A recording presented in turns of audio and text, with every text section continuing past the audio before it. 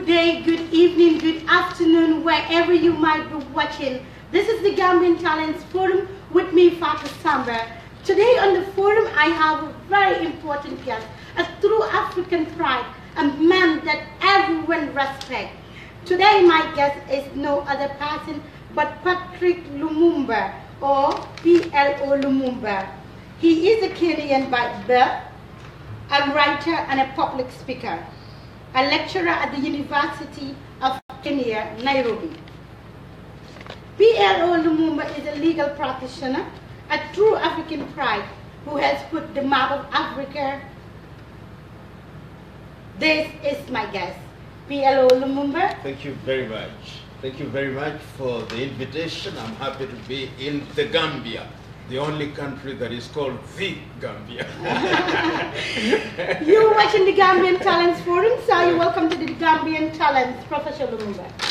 Thank you very much for this invitation. I'm happy that there is an organization such as yours that is giving pride of place to the Gambia and by extension the continent of Africa.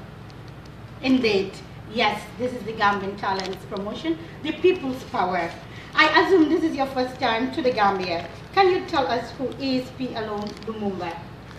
P.l.o. Lumumba is an African who loves Africa, who believes that we have analyzed Africa sufficiently and that the next phase is to do things that will change Africa to make Africa great again as it was and should be. And I'm very happy to be here in the Gambia, a country that has distinguished herself in many ways in this part of the continent, and a country that really we should now ensure that is moving in the right direction after the successful and peaceful change of power in the last 1 year. Indeed, this is the Gambia. Sir, according to our research, you received your early education in Kenya, but later went to Belgium to do your master's. Why Belgium? I went to Belgium to study for my PhD, actually. My master's was in the University of Nairobi. Of course, one wants to go to other countries to experience. If you look at my background, you'll find that I've had stints in different countries. I've had trainings in the United Kingdom, in the United States, in Sweden, and I believe that that is what makes one whole in terms of experiencing what is happening in other countries and helps us to put flavor in our learning. And that experience, I think, does serve us in good state now that we are dedicated to serve Africa going forward. Indeed. One of your most exciting articles is 7 facts fathers never tell their sons about women. What are those 7 facts? Perhaps one will not remember all the 7, but one of the most important things is, one, that mother is a part of creation. Number 2, that any society that does not pay regard to its women is a society adrift and headed to the rocks. Number 3, that when you train the woman, then you train the whole society. Number 4 is that women are indeed the test of a society's well-being. And of course, number 5, one can say that women are the very heart of creativity. And number 6, that women must be given their pride of place because they sustain humanity. And number 7 is that women are the guarantors of the future. Indeed, women, women, women. We are the mothers of the land. That is quite interesting, Professor. You talk about African unity a lot. Do you think Africa will ever be united? Africa must be united. I think this is something that we must recognize. And unity does not mean that we must agree on all things. I think the founding fathers of the African Union at the time, the AU at that time and African Union now, were very clear, and I say and repeat many times that people like Kwame Nkrumah, people like Nyerere, Lumumba, Nasser, and much later even your own leader here, Dauda Kairaba Jawara, were quite clear that if Africa was to realize our potential, Africa had to be united. Remember that the borders that now stand in the way of our unity were artificially drawn by the Western powers in 1884. And I would love for Africa to speak with one voice on the critical things that will ensure that she grows economically, politically, and socially. And that can be achieved. And right now, we know that the African Union, through Agenda 2063, is working very hard to ensure that that unity is achieved. Only last week, or is it 2 weeks ago, African Union leaders meeting in Addis Ababa, Ethiopia, came up with the freedom of the skies so that we can shorten the journeys between African countries and to ensure that there is movement of peoples. And these are movements in the right direction. Africa must unite. Africa must unite. Yes, we should unite. Have you eaten some banachin? No, I haven't. I hope that in the next few days I'm going to test Gambian cuisine. I was just telling Adama, my friend here, that in the morning I was asked to choose between continental and English breakfast. I would love to have Gambian breakfast. In other words, we've got to begin to give things African names. There is a film that I love, which I'm quite certain that you Gambians have watched times without number, Roots. And you remember in Roots, the story of Kunta Kinte is told, reminding Kunta that even if they call you Toby, never forget that there is Kunta. There is something in a name. You're watching the Gambian Talents Forum. This hour, you're watching the Gambian Talents Forum. You travel around the world giving lectures mostly about Africa. How comes you don't feel any inferiority complex talking about African problems, especially in front of white people? Inferiority complex is something that one embraces if they don't have confidence in themselves. Africa is the cradle of human civilization.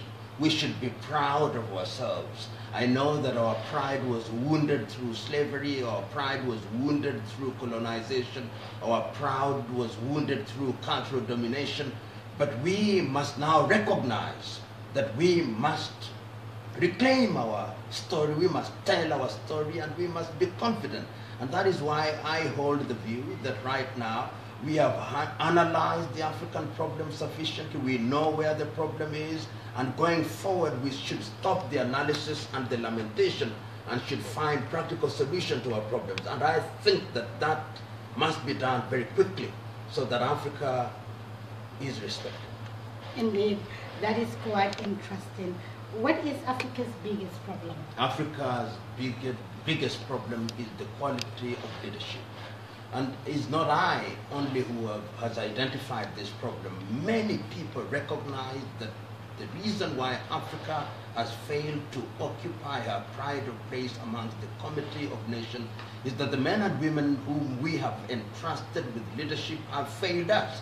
That is not to say that there have been no African leaders who have done a good job. There have been quite a number of them. People like Nyerere of Tanzania in the 60s, Kaunda of Zambia, people like Thomas Sankara in the 1980s, people like Seretse Kama, Leopold Sedar Senghor, and one can name quite a number of them. But overall, we have had leaders who have used ethnicity in a negative way for purposes of mobilization.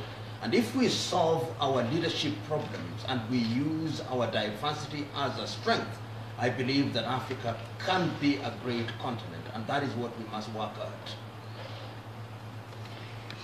Gambia, you're still watching the Gambian Talents Forum. Today, my guest is p.l.o. Lumumba, a Kenyan by the 56 years old. How do you see the Gambia? How do you see people? How do people welcome you when you were coming to the Gambia? First of all, let me say that I enjoyed the drive from Dakar to Banjul. It gave me the opportunity to see what is happening in terms of economic activity. I saw the salt pans as we drove from Dakar. I saw the cows. I saw how people live in rural Senegal and in rural Gambia. And I was amazed that when we arrived almost at midnight, there were young men and women meeting us with flowers. And I do receive quite a number of mails and messages from young men and women in the Gambia. And this is not, this is African. Africans are very warm. And perhaps it is because of our warmth that we were abused by other civilizations. And this is something that we should encourage. And even since I stayed here overnight, the people are warm, the people are friendly, the people are Gambian. And that is something to be praised, something to be lauded, something to be appreciated, something to be celebrated. And this kind of flavor should be known to Africans. When I look at the people who are visiting this hotel, they are white men. I would want to see Kenyans. I would want to see Nigerians. I would want to see Senegalese. Africans must travel across Africa and appreciate other parts of Africa. This is quite interesting. If you were to meet with the president, that is the president of the Republic of the Gambia, President Barrow, what will you tell him? I would tell President Adama Barrow that Gambians have invested their faith and hope in your leadership. You are the first Gambian president to achieve the instruments of power peacefully. They expect you to grow the economy. They expect you to stabilize their politics. They expect you to bring and create social cohesion. Be a servant leader. Serve in a manner that will tell Gambians that a Gambian can serve with dedication and with love and without love of property and things. Distinguish yourself as a servant leader. You found Gambia, to borrow these immortal words, is Gambia of soil, leave Gambia of gold. You can and you must. That is quite interesting. What message do you have for the Gambian people? The Gambian people, remember that the quality of the men and women that you elect as leaders will determine the quality of your life. Elect men and women on the basis of their ability to serve, not on the basis of their ethnic extraction. Negative ethnicity has been the bane of Africa. So do ensure that the men and women you give the opportunity to serve are men and women who will recognize that they are servant leaders. Use your vote effectively and in a positive fashion.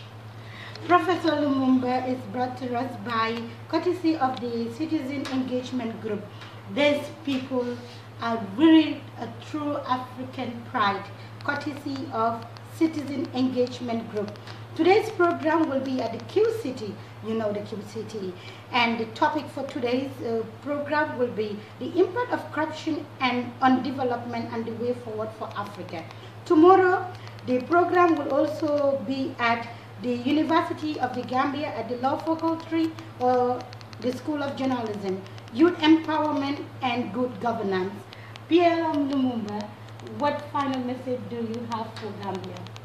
Gambia is a great country in prospect. Gambia can realize our potential if men and women work in unison. Gambia can realize our potential if Gambians who are resident in Gambia and Gambians in the diaspora unite to identify what is their niche and work at it to ensure that it becomes a country that is economically, politically, and socially cohesive.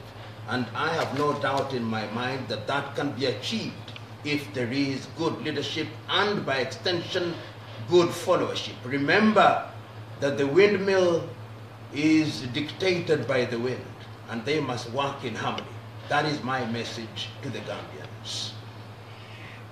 p.l.o. Lumumba, it's quite interesting having you here. There is another one. Your country is a country with two presidents. Tell us about that. Our country does not have two presidents. Our country has only one president, President Uhuru Muigai Kenyatta. My kinsman and my friend Raila Amolo Odinga purported to swear himself, but that has only comic value. He is not a president recognized beyond the boundaries of Kenya. So that is the reality. Tell us more, because some people might think there is two presidents. No, not at all. The president of a country is elected on the basis of laws that are established by the country, and we are aware that the person who was duly elected after the repeat elections on the 26th of October is Uhuru Muigai Kenyatta. He was then sworn in accordance with the Constitution of Kenya and in accordance with the laws of Kenya in the presence of the Honorable the Chief Justice, and the oath was administered by the Chief Registrar of the Supreme Court of Kenya, and that is the duly elected president recognized as such. Of course, I am aware that the opposition is dissatisfied, and the designated leader of the opposition then took an oath in which he describes himself as the people's president. When you look at our constitution, there is no such position, and therefore what he's doing is to make a political statement of his dissatisfaction with the electoral process, and that is the only extent to which he can refer to himself as a president. Remember that there can be no two leaders of a country. As the Africans say, you cannot cook two cocks in one pot. You can only cook one cock, and that cock for the moment is Uhuru Muigai Kenyatta. What can you tell us about military party in democratic nation? The role of the military is one that must be understood, and I know that the subtext of your question is perhaps the recent incidents in Zimbabwe, where the Zimbabwean army did appear to enter into the political arena. I've always held the view that military must protect the nation. The military must protect the nation. The extent is what we can determine, but I hold the view, contrary to what other commentators may say, that the role that the military played in Zimbabwe was a very positive role. And if you look at the early history of Africa, there were very many military coup d'etats which were negative. But when the military got politically sensitized in countries such as Tanzania, in countries such as Angola, in countries such as Burkina Faso, their role has been very positive. But it is critical, of course, that the army must remain in the barracks, and that their involvement must only be in cases where the security of the state is threatened. And that is quite interesting. And here I am with Mr. Ba. Mr. Ba, good day. Good day, good day. Tell us more about yourself. Well, I'm Adam Ba, and I'm more like a consultant, private citizen. You want me to talk about the politics? Yes. Or just I want you to talk about the program today organized by Citizen Engagement Group. Yes, I mean, I was asked mainly by those in the diaspora to help this situation. And what I am doing is actually to help and work with p.l.o. here so that we can have a very, very successful day today. And it's going to be 5 o'clock prompt at Q City, where he will talk on topics that you've already dilated. Yes, that's what is going to happen. And tomorrow is going to be at the UTG, where again he will be there with the students and other members of the public, mainly to deal with issues of Africa. Yeah. How do you feel is it in here? I think it's a very important occasion for the Gambia. We are at a stage, we are more at a transitionary stage. It's a transition. And during transition, and being a country where we have, for the first time, elected a president through the ballot box, there are a lot of contending voices right now out there in space. And there is a lot of clarity that we need. And this can only come through debate, through dialogue, between, even if we are not agreeing, but we can talk and look at who is making more sense at the end of the day, all for the benefit of this country, the Gambia. And I think it's a very important time that p.l.o. is coming to this country, because the debate is out there about democracy, about tribalism, about nepotism, corruption, about using the resources of this country in a way that some people do not agree with.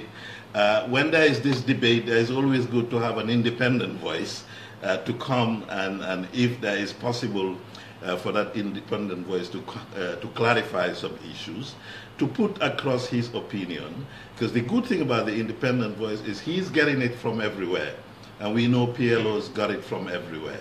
So it's a good occasion for us in the Gambia, and I must say he was welcomed very much. I came with him all the way from Dakar. We picked him up from the airport and brought him. Again, another problem of Africa. Traveling in Africa is really, really difficult. But this gave him the opportunity to, as he said, look at both countries, the socio-economic development when we were coming, and this can help him in terms of his presentation tonight and tomorrow. Tell us about the tickets. How much? Well, the ticket, I don't know. I'm not one of the organizers, but I'm told it's 750 for each day. Yes, I know there is a lot of debate about whether one should take money or not, but one should also understand that to sustain such projects costs a lot of money. And without the contribution, especially of those in the diaspora, we would not have been able to bring p.l.o. Lumumba to the Gambia. I just want to say I am not one of the organizers, but I am supporting their organization, and I will support it full-heartedly. And I think the 750, I think there is room. I have even seen Gambians saying, I can now provide 10 tickets for those who are unable. So we've got contribution from people. I think I've seen 2 who said, we will contribute 10 tickets, 20 tickets. That's what we want.